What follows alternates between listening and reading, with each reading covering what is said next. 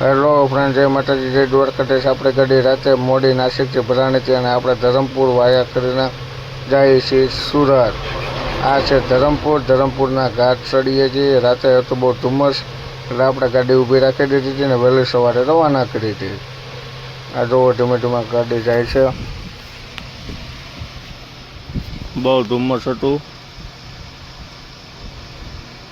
અને આપણે અહીંયા આવી ગયા એટલે આપને ફોટોશૂટ કરવાનું મન થઈ ગયું એટલે આ નજારાને માણતા ફોટોશૂટ કર્યું અને તમને પણ બતાવીએ। જોવા ખાય છે અને આની અંદર આપણે ફોટોશૂટ કર્યું હતું। બહુ મસ્ત નજારો હતો। સવારમાં બહુ મજા આવી। ત્યાં ધરમપુરની અંદર ઘાટ સેક્શન બહુ જ છે અને આ પડી આપણી ગાડી કેવી પડી છે જોવો દૂર। અને હવે પછી અહીંથી ધીમે ધીમે આપણે થવાનું છે રવાના, કેમકે સુરત આપણે પહોંચવાનું છે 2 વાગ્યા પહેલાં। આપણે રોરો ફેરીની અંદર ગાડી ચડાવવાની છે। મેં કીધું થોડુંક મારું મોઢું બતાવી દઉં। અને આ ધરમપુર ઘાટીયામાં નકરા ગોળ ગોળ ચકાડા સ્ટેરિંગ ફેરવીને હું થાકી ગયો। પછી તો કંટાળો આવતો હતો, કીધું આ કેટલું કહેશે બાકી, પણ પૂરું થતું જ નહોતું। જો આ છે ધરમપુરના ઘાટીયા। હવે ધીમે ધીમે આપણે જઈએ છીએ, કેમકે આની અંદર ગાડીને ફર્સ્ટ અને સેકન્ડ ગિયરમાં જ ઉતારવાની હોય, નકર પછી ભરાઈ જાય વેલાસટી મમરા। વાર ન લાગે હો ભાઈ, ગાડી રનિંગ થઈ જાય તો પછી ઊભી ન રહે।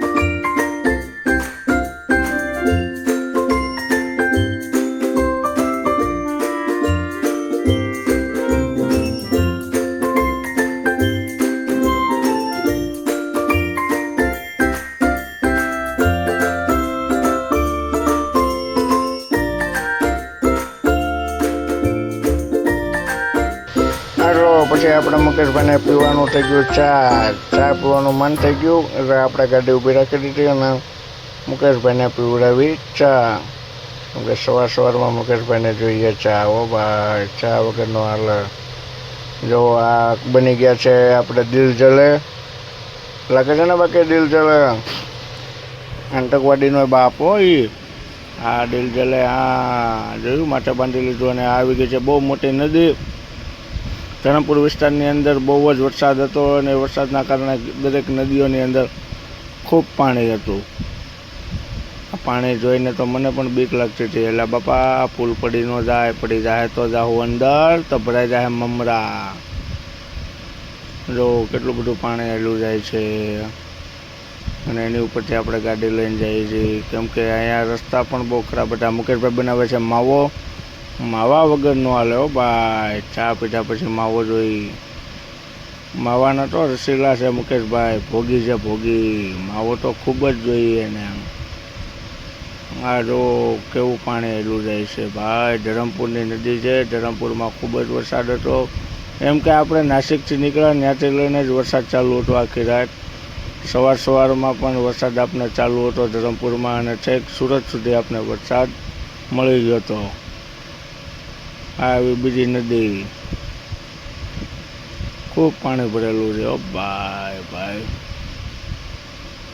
અને આ જો મુકેશભાઈ પણ શૂટિંગ લે છે, બતાવે છે બધાને કે આ નદી છે. મુકેશભાઈને પણ આપણી જેમ ઉપડી છે રસ શૂટિંગ ઉતારવાનો, અને આપણે બની ગયા દિલ જલે. ખૂબ જ વરસાદ હતો ભાઈ, છેક સુધી વરસાદ હતો, ખૂબ વરસાદ.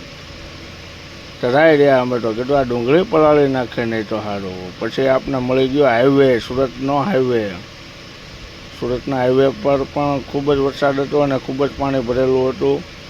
અને આપણે ધીમે ધીમે આપણે ચાલુ રાખ્યું. પછી પાછા ચા પીવા ઊભા રહી ગયા. ફરીથી આપણે પી લીધી ચા.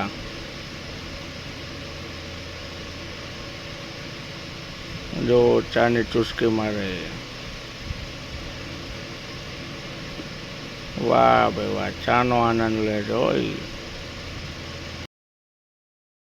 હવે આપણે પહોંચી ગયા સુરત, ઘોઘા બંદર, હજીરા, ઘોઘાની સોરી હજીરા. અને આ પડ્યું છે આપણું સ્ટીમર. આની અંદર આપણે ગાડી ચડાવવાની છે અને આ આપણે ઉતારશે ભાવનગર. પછી ભાવનગરથી આપણે હાથે ચલાવીને જવાનું છે મહુવા. અહીંયા વરસાદ થોડોક રહી ગયો છે, વાતાવરણ પણ સારું છે બપોરને. ત્યાં એક જો એનો નાનો ભાઈ પણ રખડે છે અહીંયા. આ પણ એક નાનું એવું સ્ટીમર છે. જો ધીમે ધીમે હાલું જાય છે. એની બાજુમાં એને નાનો ભાઈ બીજો, એનાથી નાનો. અને હવે જો આપણે સ્ટીમરની અંદર આવી ગયા અને મુકેશભાઈ પોઝ આપે છે, ફોટો શૂટ કરે છે. અને દરિયો મસ્તીનો લહેરાય છે.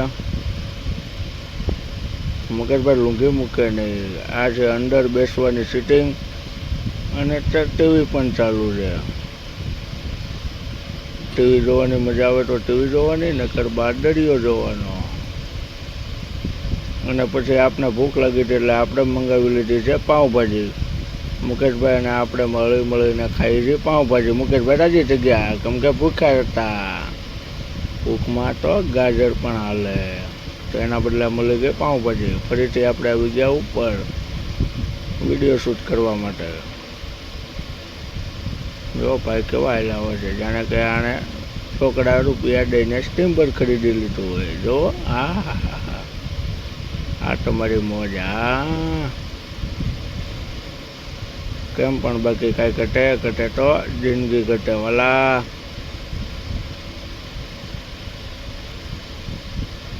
આ જો કેવો દરિયો છે, વાતાવરણ પણ ખૂબ સરસ છે, પવન પણ ખૂબ છે, અને બીક પણ જબરી લાગે હો બાપા. વાહ ભાઈ વાહ, જો નીચેથી ઉપર આવે છે પાછા. આ દરિયાની અંદર બીજું સ્ટીમર પણ હતું, જે ભાવનગરથી સુરત જતું હતું.